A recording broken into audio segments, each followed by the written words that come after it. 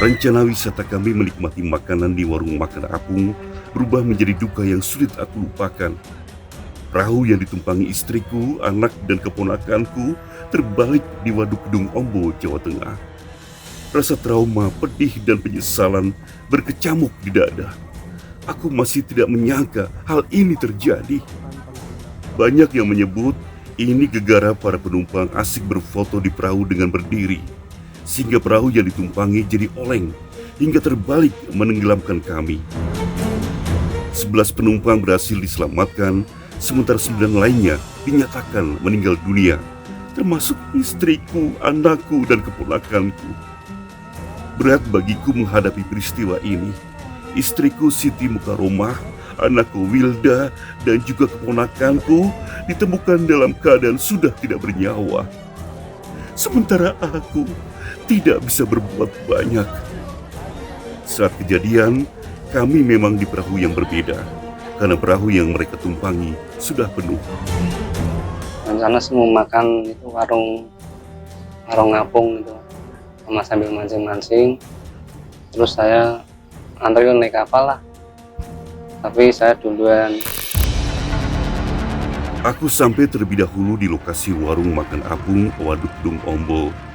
Sambil menunggu keluargaku yang masih di perahu, tiba-tiba perahu yang ditumpangi istri dan anakku oleng ke samping dan terbalik. Ada kapal kayak kapal kecil, baru saya naikin, saya kan nggak bisa gayung itu, langsung saya lompat aja renang. Aku pun menyelam untuk mencari mereka. Namun aku tidak bisa melihat apa-apa. Kondisi air waduk sangat keruh. Istriku Siti Mukaromah serta anakku Wilda tenggelam dengan cepat. Terus saya naik kapal, terus saya ya teriak-teriak itu, terus saya dinaikin kapal yang kayak kapal penyelamat itu yang. Aku sangat shock dan trauma. Tidak kusangka mereka akan meninggalkanku seperti itu. Aku memang tidak sendirian. Kehilangan orang tercinta juga dirasakan Supriyadi, suami dari korban Tuti Mulyani. Supriyadi pun seperti aku, sangat terpukul atas musibah yang menimpa istrinya. Pas sempat gini, sebelum naik itu almarhum ngomong kalau saya tuh takut sama air gitu kan. Ya udah kalau takut ya udah jangan naik. Kok ternyata malah almarhum yang duluan disusul sama saya dan anak-anak.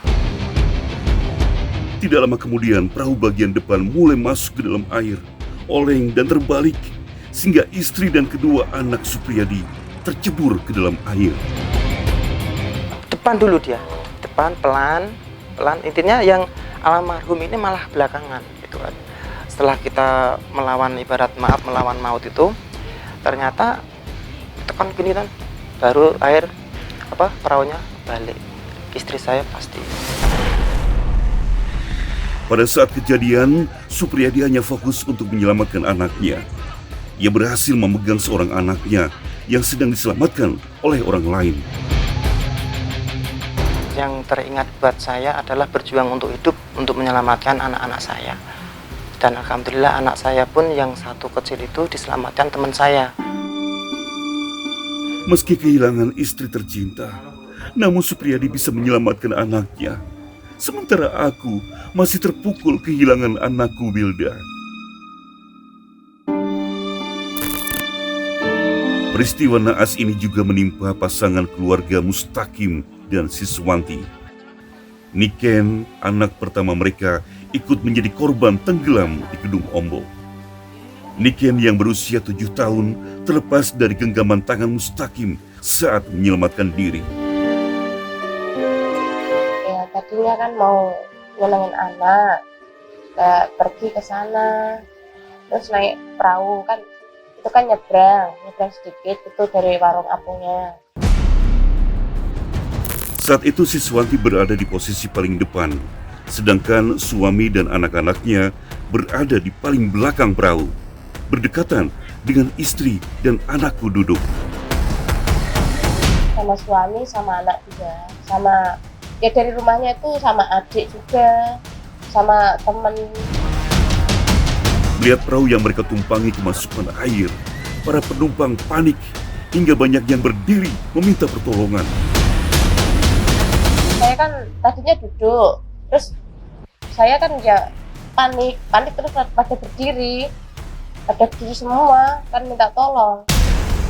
Perahu sedikit demi sedikit mulai tenggelam, membuat suasana semakin mencekam. Sementara tidak ada alat keselamatan sedikit pun di atas perahu yang tersedia untuk menyelamatkan penumpang. Pada teriak minta tolong, itu air masuk teriak, tapi yang pengemudinya itu kan anak kecil masih, jadi dia mungkin belum tahu. Saya tangan tuh kayak bergerak-gerak semua, sama kaki itu terasa tuh di bawah air tuh kayak yang nginjak, ada kepala, ada. Aku, Supriyadi maupun Siswanti tidak ada yang memiliki firasat akan terjadi musibah. Kami sempat curiga karena kondisi perahu yang ditumpangi keluarga kami tampak melebihi kapasitas. Itu kan pada antri perahunya, saya tuh udah nggak mau ikut aslinya, tapi suami saya kan ayo gitu lah, saya jadinya ikut, kan anak-anak udah pada naik jadi ikut tadi.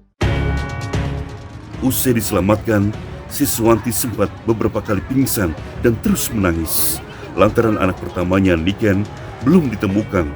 Sama seperti aku yang belum juga menemukan Wilda anakku dan istriku Siti Mukaromah. Saya lihat anak saya sama suami saya, yang anak yang kecil, anak saya, terus saya lihat yang anak saya yang salah satu Nikennya belum ketemu, jadi saya tuh teriak-teriak terus nyariin dia, tapi kok lama banget belum ketemu gitu. Setelah menghilang kurang lebih 3 hari, jenazah Niken anak pertama Siswanti akhirnya berhasil ditemukan pada Senin pagi. Jenazah Niken merupakan jenazah terakhir yang berhasil ditemukan pada hari itu. Trauma, takut, dan kengerian selalu membayangi kami bila mengingat kejadian itu. Apalagi banyak di antara korban yang tidak bisa berenang. Ya kalau ada mana ya, seandainya kalau bepergian, kalau nggak bisa renang ya, kalau bisa nggak usah lah naik gitu kan, takutnya itu ya jadi yang nggak diinginkan. Sobat penyintas, sudah seharusnya pengelola wisata dan penyeberangan juga mengikuti peraturan yang sudah ditetapkan pemerintah daerah, terutama menyediakan fasilitas keselamatan serta tenaga yang memperhatikan untuk keamanan dan keselamatan pengunjung. Sobat, selalu gunakan pelampung selama berada di dalam perahu dan wahana air untuk menjaga keamanan Anda serta keluarga.